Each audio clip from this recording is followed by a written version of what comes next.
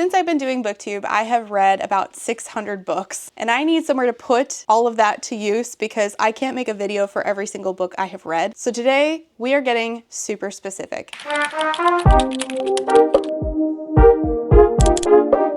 Hi, my name's Rachel, and today I am so pleased to help you find your next read, hopefully one that you've never heard about before. I asked on Instagram for super specific requests for recommendations, and so many people had great requests, like a book for when vampires are too romantic and I need more edge in my life. And one person asked for fae books that aren't just about people with pointy ears who are well endowed. I was lucky enough to find like a book last year that was super specific to my taste, but it can be hard to find that, but that's what reviewers are for. We are here to help you find a book that is specific to your tastes. Well, that's part of what we do. We do lots of stuff, but today I'm doing recommendations, and one of the books I'm going to recommend, the author actually has a new book coming out on February 11th, and it's Good Dirt by Charmaine Wilkerson, and I have an early copy thanks to today's sponsor, which is Book of the Month. If you don't know, Book of the Month is a monthly book subscription service. They have a variety of authors, some that you have never heard of and some that you have already read and loved. Some of you asked what's the symbol on a lot of my books, and that means that I got the hardcover from Book of the Month. I have found that Book of the Month is a place where I find out about new books coming out that aren't talked about elsewhere, books that I don't see people hyping up before release, and that goes for both of the books that I picked for my box today. The first one I picked is Good Dirt, which is a story where the daughter of an affluent Black family pieces together the connection between a childhood tragedy and a family heirloom. It seems that Charmaine Wilkerson sort of specializes in like family secrets because that's what her other book, Deluge, is about that I really enjoyed. The other one I chose is A Season of Light by Julie Iro-Muanya, which is a generational story about a Nigerian man who is currently living in Florida. Poor guy. It's brutal out here. Well, after hearing about a tragedy that happens in Nigeria, he begins to spiral, remembering his younger sister who years and years before this went missing, and his daughter who looks like his sister who went missing. He decides to sort of like imprison her at home, and as a result, their family spirals into chaos. One thing that people like to ask for in recommendations is like multi-generational family stories. Clearly, that's something that I've taken an interest in lately, and Book of the Month has helped me find more of those that I didn't know about previously. Bookmark they sent me said guaranteed climax every time. Wrong book! I didn't get a spicy one. I know, plot climax. For a limited time, you can join and get your first book for just $9.99 with code CRUSH. You can skip any month for free, or if you don't like the new monthly list of books, you can use your credit for like a member favorite. You can click that link below to get started, and thank you so much to Book of the Month for sponsoring today's video. All right, let's answer everyone's requests, and in the comments, you can let me know what your recommendations for some of these would be. Just FYI, these are books that I gave between 2.5 to 5 stars because no, a 2.5 is not a bad rating. I don't know what author needs to hear that. All right, first one, for when vampires are too romantic and I need more edge in my life. There is no vampire edgier and cooler than Atul from Certain Dark Things by Silvia Moreno Garcia. She is literally described in the synopsis as a jaded vampire. Atul is a vampire in Mexico City who has 2 dogs. You can see him on the cover. One dog, it's a Doberman. I got mixed up because I Am Made of Death by Kelly Andrew. The main character has 2 Dobermans. I'm really good at this, y'all. She runs into this young guy, Domingo. This is urban fantasy. We're dealing with vampires and crime lords. The cops are closing in, the crime lords are closing in, and Atul the vampire needs to get out of Mexico City, and poor Domingo is now just like in for the ride while also being very mesmerized by Atul. She's very compelling, and the audience and Domingo have that in common where we're just sort of mesmerized by Atul and along for the ride. It is not your typical vampire story. It's not a romance. There are romantic feelings, but I wouldn't call this a romance. It's a noir vampire story set in Mexico City. It's a little dark, it's a little weird, but Atul is the perfect character for if you need vampire edginess. It's also a standalone. Fae books that aren't just humans with pointy ears who are well endowed. Oh my god, listen to me right now. I am actively currently reading this. I will be done soon. This is how I prefer fae. I prefer them fairies to be a little weird, very inhuman. I am reading The River Has Roots by Amal El-Motar, who also co-wrote This Is How You Lose the Time War. This is Amal's new upcoming book. It is not out yet, but you can try to get the ARC on NetGalley, pre-order, request from your library. This is about two sisters who live down the river from Ferry, and they are tasked with singing to these willow trees to sort of thank them for the magic that they are giving. And these two sisters love each other, and it's such a good book for sisterly love. But one of the sisters rebukes a suitor because she has fallen in love with this fairy person named Rin. Rin is a fae, is a fairy from, you know, the fairyland next to the human land, but they are not human. So they initially show up and try to court her, and they have to ask like this other person, like, okay, so how do I communicate? And they're told, oh, you need to be in a body that can communicate in English. Like, you keep showing up as like an owl, and that doesn't work. And Rin is like enchanted by her songs. It's so beautifully written. The characters are so truly remarkable,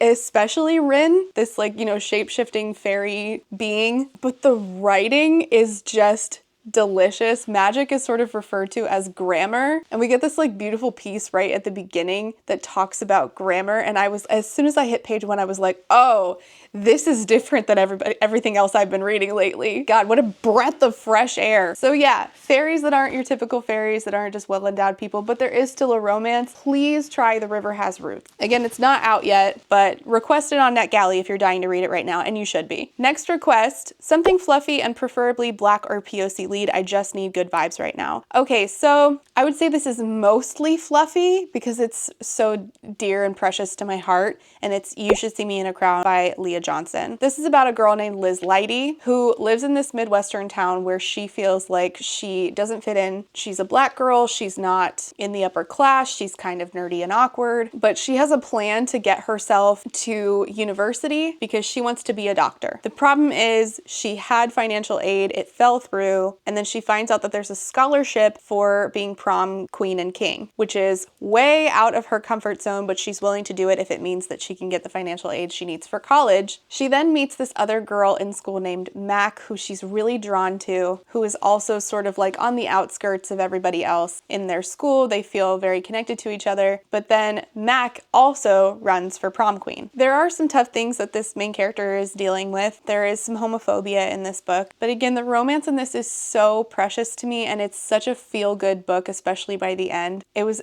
sweet, it was wholesome. I loved this book. I did an Authors Behaving Excellently video on her. I'll link that down below. Next request was a book that's like the show Person of Interest. Okay, so Person of Interest, I only watched a couple of episodes. My mother was obsessed with that show. All right, so although that guy is such a douchebag, Jim Caviezel, that's Jim Caviezel, right? All right, so Person of Interest is like interfering in government, doing espionage, vigilante justice, going rogue. Will you settle for something like Born Identity? Because I haven't watched enough Person of Interest. I've watched like 2 episodes total, but I love Born Identity, and I can recommend you a book that was comped as Born Identity, and it's The Athena Protocol by Shamim Sarif. This is about a girl named Jessie Archer who is part of this organization called the Athena Protocol, which is like an elite group of women spies, and they go around doing vigilante justice around the world, but they're not supposed to shoot to kill, and Jessie decides that she's going to take someone out, which is against the protocol. She gets kicked out of the organization right before there's going to be this huge mission that they're going to be doing, taking down a human trafficker. So Jessie decides to go off on her own and do her own investigation into the trafficking, and now her former teammates have been ordered to bring her down. Also, this is slightly sapphic. Like, she has a thing for another woman. This feels like watching Born Identity. It feels like similar to Person of Interest. There's the rogue living outside the government, but doing, you know, justice work on your own, having to rely on like other people that you get in contact with. Everything's off the book kind of thing. But women, highly recommend. I really loved the audiobook. It kept me super engaged. I was washing the dishes like during a very critical part of the book, like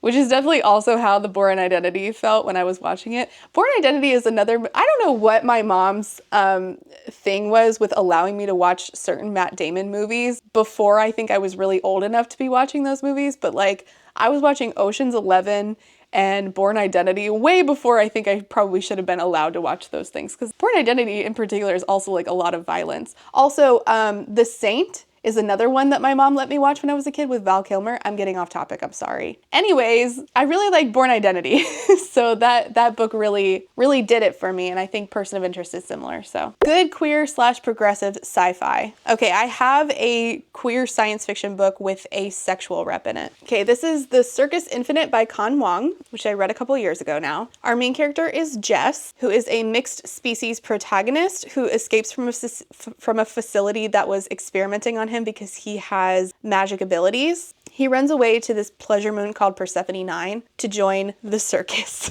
But there's a bounty on his head, and there's this crime boss named Nico, and Nico knows about the bounty on Jess's head, so Jess starts to have to do some crime while also juggling, pun intended, forming new relationships, both platonic, so queer platonic, and romantic, and being a new part of the circus using his abilities. This book, I think, did a really good job of using its sci-fi elements to talk about asexuality, being mixed race, and platonic love being just as important as romantic love. I also think that the character work in here was really good. Jess in particular had a really great character arc here. He often had to make like really impossible decisions due to his reluctant involvement with a crime boss. And he explains his asexuality via him being an empath, and I think that was very smart on the author's part. It made it easy to understand, and I think that this is one of the best books I've read with ace rep. It explains the feelings, the challenges, the misconceptions, while still remaining particular and individual to Jess. It's not like a how to be ace textbook. It's like a real person who is ace explaining their sexuality in a real way. I just realized that the cover is ace flag colors. The circus itself was pretty fun. It felt like fever dream like. I think space circus is a really fun idea. Lots of different alien races in here. You learn a little bit about their differences in their cultures. So if you're looking for queer sci-fi, check this one out. The next request was book with neurodivergent characters or mental illness represented well. I have not read this one yet. Before I get to the mental illness, which is the one I'm going to choose to give a rec for, just want to shout out my patron Jill sent me Unseelie about 2 twins, and one of them is a changeling who is autistic. Oh my god, there's a cat that looks just like my cat on the back. She says as if most black cats don't just look like that. Anyway, if you're looking for neurodivergent rep, I know Unseelie has a autistic protagonist, but mental illness represented well. So I really saw myself in my mental illness. I have generalized anxiety disorder. I've been on medication for it for a really long time. I saw myself in, this is also book of the month. I saw myself in Etaf Room's Evil Eye, because this is exactly how my anxiety presents. And even more specific to me now, because she's very anxious about motherhood and being a mom because of her circumstances. And this is exactly how my thought process is. It was like my brain was printed out on paper, which was so, I mean, I can't tell you how incredibly cathartic it is to see your very frustrating thought processes on the page. I just read this back in December, and it hit, favorite books of the year for 2024 for a reason. This is about a woman named Yara, who is a Palestinian American woman. Her parents came over from Palestine, and you know that a lot of rough things happen in her childhood, which are revealed to you over the story as Yara starts to remember what happened during childhood, all these very traumatic events. Now, Yara knows that her life comes with a lot more freedom than her mother's did. In her mother's marriage to her father, Yara has more freedom in her marriage to her husband than her mother did, but yet still Yara yearns for more. She really wanted to go, she's a teacher, and she really wanted to go on this chaperoning trip to Europe, and her husband's basically like, but you're a mom.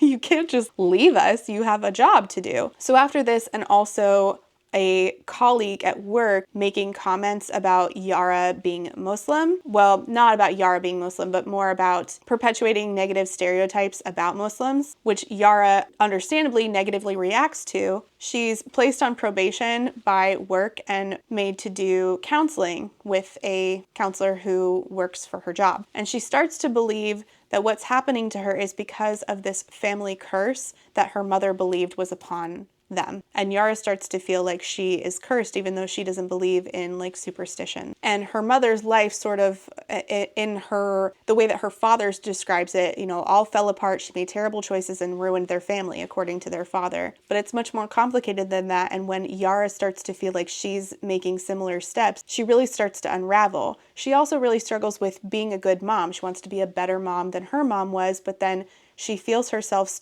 start to fray at the edges. She snaps at her daughters and she starts to think, I'm broken. What's wrong with me? And then she can't get out of this cycle, this cyclical thinking, which is very much anxiety. She starts to get depressed, wants to understand what's happening to her, doesn't really have the language to understand what's happening to her. And everyone in her life, outside of like professional help, minimizes all of this. Her husband, her mother-in-law, her own father. I think that this is a very introspective book that has done a tremendous job showing the cyclical thought process of anxiety, but also what it means to not have any tools to identify what's happening in you and just thinking you're broken, not understanding what mental illness really looks like, and having no one to validate that, and how isolating that is, and the fear that comes with all of that. I think that it does a really good job also of showing how finding the right therapist is crucial, and access to therapy is hard, and it's stigmatized depending on, who you come from. It's very much how it is in my family. And some people really will not like how introspective this is, but it worked for me. Okay, so a couple people asked for literary fiction, but specifically easy to read literary fiction that makes me think. Please read Such a Fun Age by Kylie Reid. Kylie Reid also has this like really great piece she wrote about literary fiction. So Such a Fun Age by Kylie Reid is a dual perspective book between a 25-year-old woman named Amira and the weird white woman named Alex, who renames herself Alix, who Amira becomes the nanny for. At one point, Amira, who is a black woman, takes Alix's daughter to the grocery store, and Amira gets accused of kidnapping her. This is a book that combines comedy with critique of transactional allyship, or rather like viewing allyship as transactional. Some of this was actually like really funny, but it also is a great example through Amira specifically of like that moment when you're 25 and you feel like you haven't figured out full adulthood yet. In fact, I still feel like I'm there. Like I often feel like there's this moment when Amira's on the phone with a potential new job, and her friends are like, you need to ask for dental, make sure you ask for dental. I feel like I'm in my 30s and I still feel like I need help from my friends on how to be an adult too. So that scene was written for me. Next request, historical fiction. Oh my gosh, one that I just absolutely loved was Angel of Greenwood by Randy Pink, which is a young adult historical book set during the Greenwood Massacre of 1921 in Tulsa, Oklahoma. And Greenwood was known as Black Wall Street. This is dual perspective between this young black boy, this young black girl. A white mob in May of 1921 stormed the community of Black Wall Street of Greenwood, destroyed the town, and left its residents displaced. And so the two perspectives, Angel and Isaiah, they didn't really super know each other well before, and they didn't like, super like each other, but then they worked together to sort of like get out of Greenwood while it's burning. I read a few books on what happened in Tulsa, the Tulsa Race Massacre, including this one, also a children's book, but this is the only one I've read that's historical fiction about it. So if you have another historical fiction about this same historical event, I would like to hear it, because when I like to read historical fiction, it's more like not like below 1900. And I also don't want to just read about white people's history, because if I wanted to read about more white people's history, I'd just go look at my genealogy scrapbooks, you know what I mean? Queer nonfiction memoirs is the next request. So obviously some of my favorite books happen to be queer memoirs, nonfiction, which are All Boys Aren't Blue, which, by the way, my book club is currently reading for Julie Hates This Book Club. We are reading All Boys Aren't Blue because we read books that my resident county book banner hates. And another one that also actually has been challenged by a Texas school district, Leander County, is In the Dream House by Carmen Maria Machado. Those are two of my favorites, but I want to try to recommend one that I haven't recommended before that you may not have heard of. So if you liked In the Dream House, or if you are looking for a queer memoir that you might not have heard of before, you can try Becoming Shameless by Eden Simcha. It reminds me of In the Dream House by Carmen Maria Machado in that it explores abuse. It's also written by an author who talks about their experiences as a lesbian woman. It's a very emotional read, similar, to In the Dream House. And at times you feel like very viscerally the emotions the author felt in certain situations, both in the abusive ones and the ones that are full of hope and joy. Now, the author does discuss sexual assault, an experience with sexual assault, and this part hit really hard for me personally, not in a bad way. It was very similar to my experience where I didn't realize that I had been assaulted until after the fact. I felt like Eden was in my head. That is how relatable, that is how much I saw myself reflected in that piece of the book. The experiences of this author reminded me a lot of the experiences of Jeanette McCurdy, who wrote her memoir,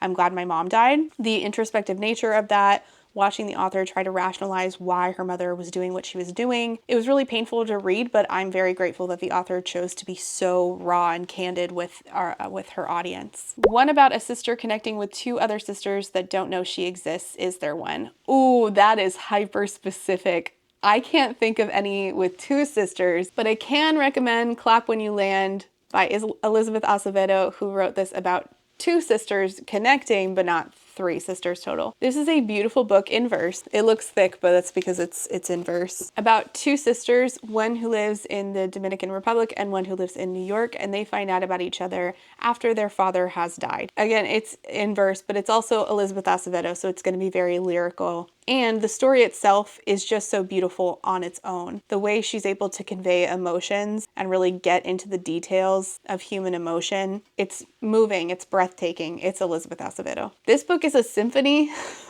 but all the instruments are just words. The next is a retelling that makes the original story LGBTQ+. So Spin by Rebecca Caprara is a book that I read last year that I enjoyed. It is a sapphic retelling of the myth of Arachne, which is one of the Greek myths.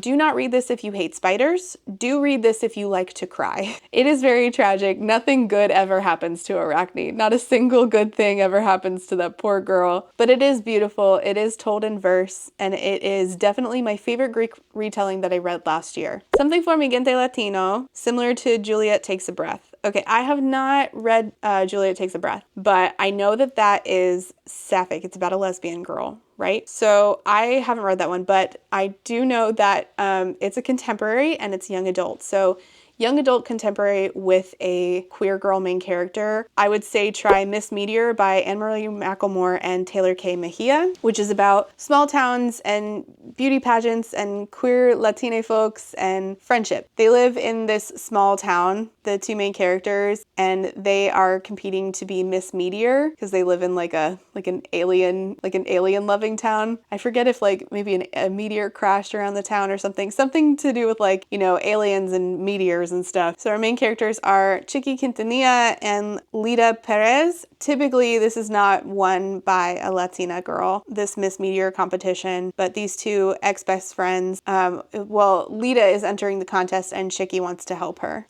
And it's about friendship and loving yourself and knowing that you're enough. And if I remember correctly, Chiqui is Pan. The next request is middle grade history, US, world, state, etc. for if I need to pull my kid and homeschool. So I've talked about this recently a few times, but a book that I recommend that again was, had attempts at censorship is Colonization and the Wampanoag People by Linda Coombs, which is the real story, the real history of the Wampanoag people, not the sanitized, whitewashed, and flat-out untrue version that is taught to us in our history books. It goes over Christopher Columbus, but it also talks about historical documents that reference John Smith, the guy, that came into contact with Pocahontas. But it also has Linda Coombs takes what she knows. She is a historian. She takes what she knows about the Wampanoag people, which she is a part of, and makes these short chapters with these fictionalized versions of Wampanoag people of how life was for them before colonization. But it is a nonfiction book. It just has some fictionalized chapters to help kids understand how life would have been for the Wampanoag people before colonization. And another one I want to recommend, though I guess it depends on where in like middle grade your kid is, because I don't know if I would give this to my 8-year-old, this next one, but I would give it to like a 13-year-old. So it's The Burning, but it's the one adapted for young readers. Tulsa, The Burning, which is a nonfiction book explaining the Tulsa race massacre. I'm trying to like re-educate myself in adulthood and also learn how to educate my kids on things that don't often get talked about in their schools. The things that are told in my school, my fundamentalist Christian schools, were flat out lies. What my kids are told is sanitized, but not so much lies about certain things. And so if the Tulsa race massacre is brought up, I assume it's a very sanitized version, and I would like my kids to be educated. So what I have done is I have read a book that is a children's picture book, a young adult nonfiction, and a young adult historical fiction. So if you're looking for ways to help your kid learn about that historical event in particular, try these out. The next one is Dragons That Aren't Insufferably Boring. So I did read Dragonfall by L.R. Lamb last year, and I would say that Dragonfall does not have boring dragons. I think the dragon lore in this book specifically is probably the most fascinating part. This is about a world where, well, particularly a city, and long ago humans betrayed the dragons, stole their magic, and then sent them into another, like a portal into another world, and that world is like dying. Then centuries later, the humans worship the dragons as gods, the dragons that are conveniently not there because, you know, the humans banished them. But the dragons didn't forget what happened. And it's about this thief named Arcady, and they are trying to get revenge for what happened to their family, particularly their grandpa. And then they team up with a dragon who shows up and is sort of bonded to them. But the dragon is supposed to kill Arcady, but then he finds that he can't kill Arcady and feelings ensue. I was pretty confused by the human magic stuff in this, but the dragons, I felt like that was the most exciting part. Those dragons are not boring at all. And I especially felt that the ending was a good twist as far as the dragon stuff, but I won't spoil it for you. Certainly not a boring book when it comes to dragon lore. Know any that a child can read when they are grieving or coping with being overwhelmed. Okay, so I know of one by an author who has written a favorite series of mine, but I haven't read this by her specifically, and I don't have the copy to hold up for you because I gave it to my niece to read. It's Some Kind of Happiness by Claire Legrand, who wrote Furyborn, which is one of my favorite trilogies. This is about a girl named Finley Hart who is dealing with a lot of emotionally taxing things in her life. She's sent to her grandparents' house for the summer. Her parents are having problems in their relationship, and she has blue days where she feels very emotionally overwhelmed. She writes about the Everwood, fictional woods that she's made up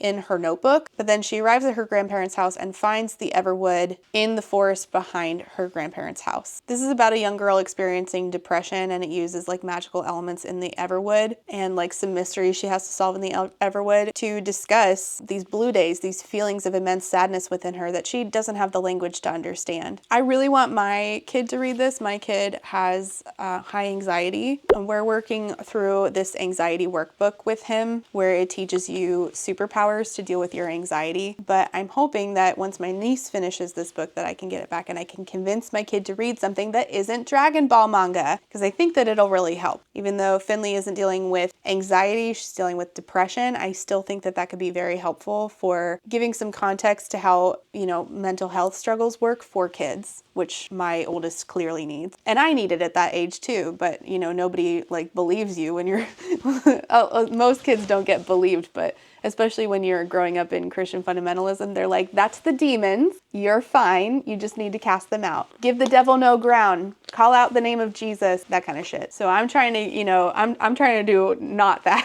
Next request was books with queer protagonists and necromancy or some form of undeath. So obviously the most common one that me and Carlos both really like is Gideon the Ninth, which is called Lesbian Necromancers in Space. But another one that fits the bill is my favorite book from last year, which is The Gilded Crown by Marion Gordon, which is about a girl who learns at a young age that she can enter death, the plane of death, and bring people or animals back to life, but she has to lose a piece of her, sometimes literally, sometimes figuratively, in order to do this. The queen finds out about this. Well, the queen ends up asking our main character to bring her granddaughter back to life. Our main character is like, okay, I'll do it this one time and then never again. The queen's like, sure, no problem. That does not last.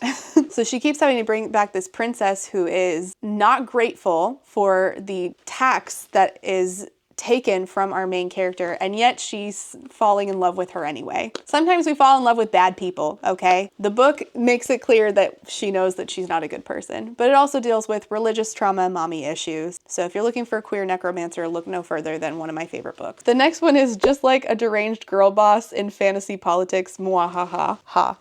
Will you settle for a book that the synopsis starts with, I murdered a man and made my husband leave the night before they crowned me? If that sounds like what you were looking for, try The Wolf of Oren-Yaro by K.S. Vioso. Her husband leaves and fractures the kingdom beyond repair, the kingdom that she's supposed to run. And then she gets a message years later asking her to go to this meeting that she has to cross a sea to get to. And on the way, there's an assassination attempt, which leaves her stranded in dangerous territory, and she tries to fight her way home. This is such a good... Not enough people, when we talk about high fantasy books, we don't talk about The Wolf of Oren-Yaro enough. I don't know why. This is an adult fantasy book with she's certainly like driven, total badass. This is a very character-driven fantasy book, which is what K.S. Vioso does. Just look no further. There's politics. There's an angry woman just trying to be the queen. She was just trying to attend this meeting that she had to go to. I love Talion. Talion is such a great main character. God, she can really fucking carry a book. One of my complaints about, I just finished Iron Flame and finished my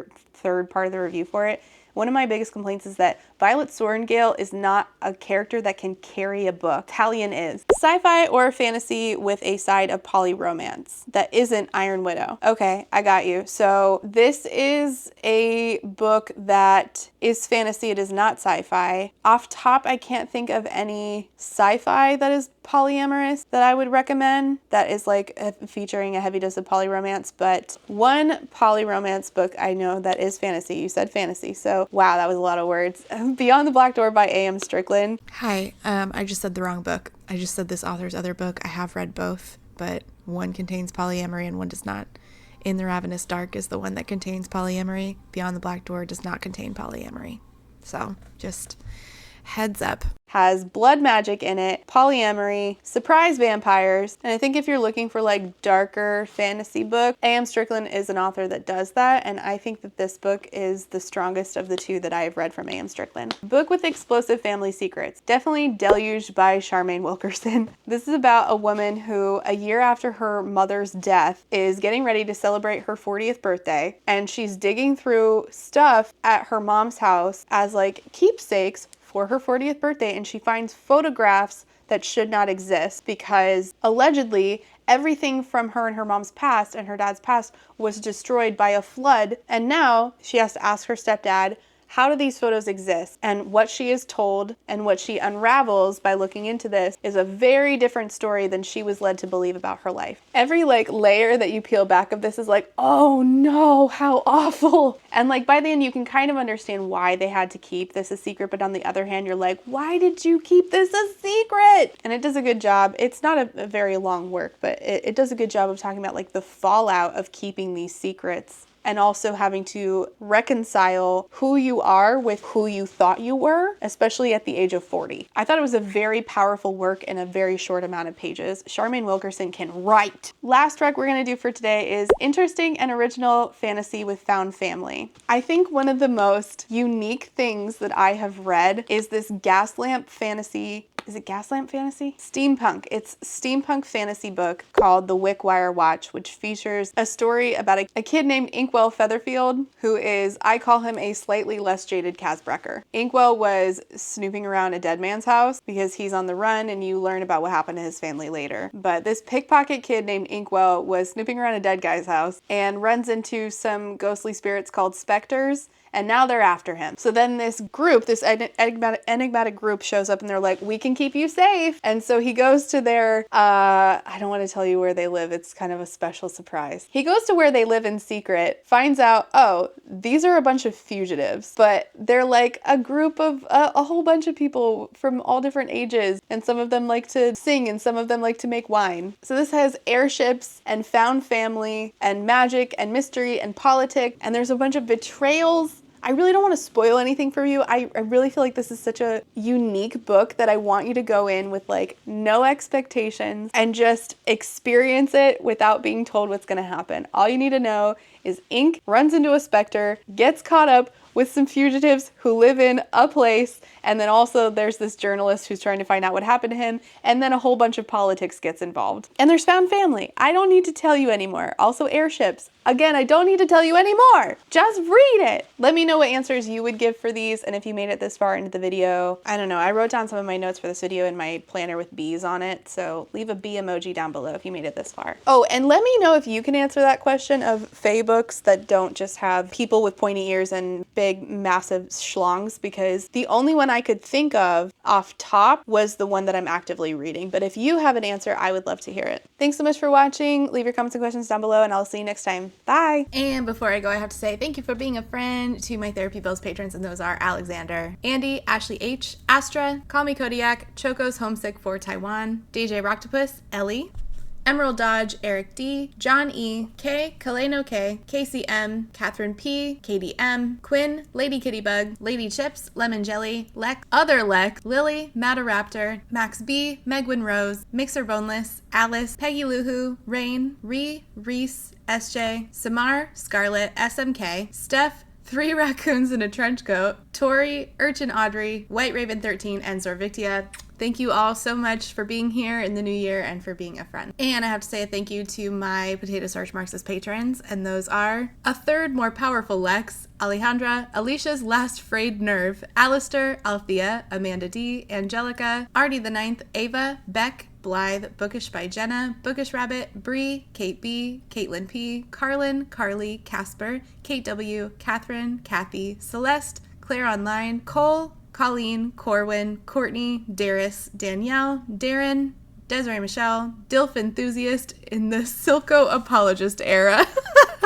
You know what? Yeah, I get it. I finally watched Arcane, so I get it now. Dorian, Dorothea is not like other girls. Dracoshan, Drive-By Thinker, Dirkelsberg, Ebby, Emily A, Emma, Aaron with 2 E's, Fiona, Gadarn, Halia Artisan, Hannah C, Harpy Kuro, Helen P, Hurry Singh, JM Tennant, Jay is on Olympus, Jelly V, Jen Michelle, Genderqueer, Jenny G, Jill, Jojo Bookish, Juicy Wizard, Kai Brecker, Caitlin M, Catherine M, Katie L, Katrina, Kaylee, Kayala, Kendra, KMTB, Laughing Cat Dog, Laura is Angry, Lauren G, Lazarus Ray, Lindsay M, Lisa B, Lisa L, LP, Lou Siri, Lustful Octopus, Martin, Maddie, Madison, Man-Eating Plant, Megan, Malara, May, Mima Who, Morgan, Myth Lesbian, Never, Nicole G, Nicole R, Paige P, Paul, Penelope, Penny Chilling, Foxglove, Plague Carrier, Pandemonium, Queen Cereal, Rachel B, Reba, Rebecca R, Rhea, Ronnie, Rosie Thorns, Rowan, Sakuria, Saintbringer, Sakia Lume, Sarah H, Sarah the Bear, Shamed, Shannon, Sheen Onion, Sean, Sophie, Stardust, T Delegati, Talia, That Nerdy Mystic, That One Cute Chick, This Is Not a Trap, Tiana, Too Thick to Work Today,